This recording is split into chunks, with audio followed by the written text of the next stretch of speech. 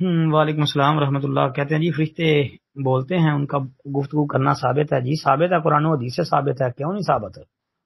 اب پہلے اس پارے کے اندر دیکھ لینا کہ جب فرشتوں نے کہا تھا کہ اللہ تو وہ جو خلیفہ بنانے والا ہے، انسان بنانے والا ہے، اس لیے کہ وہ فساد کریں،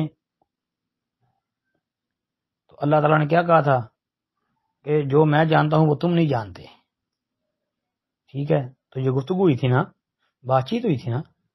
پھر اسی طرح جناب نبی کریم علیہ الصلوۃ والسلام پر جب سب سے پہلی وحی آئی، سورہ علق جب نازل ہوئی تو پڑھا تھا، آپ کو کہا تھا کہ اقرا پڑھ، تو اللہ کے رسول نے کہا کہ میں پڑھا ہوا نہیں ہوں، تو نبی علیہ الصلوۃ والسلام کو پھر انہوں نے کہا تھا اقرا بسم ربک الذی خلق، خلق الانسان من علق، تو پھر آپ علیہ الصلوۃ والسلام نے پڑھنا شروع کر دیا۔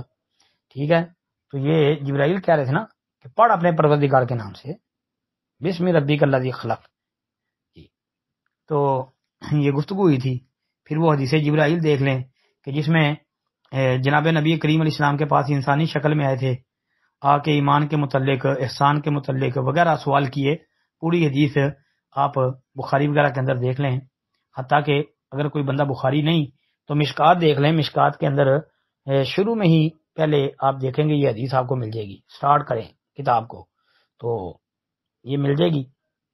پھر قرآن پاک کے اندر وہ ابراہیم علیہ الصلوۃ والسلام کے ساتھ جو فرشتوں کی گفتگو تھی، وَلَقَدْ جَاءَتْ رُسُلُنَا إِبْرَاهِيمَ بِالْبُشْرَىٰ قَالُوا سَلَامًا قَالَ سَلَامٌ فَمَا لَبِثَ أَن جَاءَ بِعِجْلٍ حَنِيذٍ 12ویں پارے کے اندر ہے۔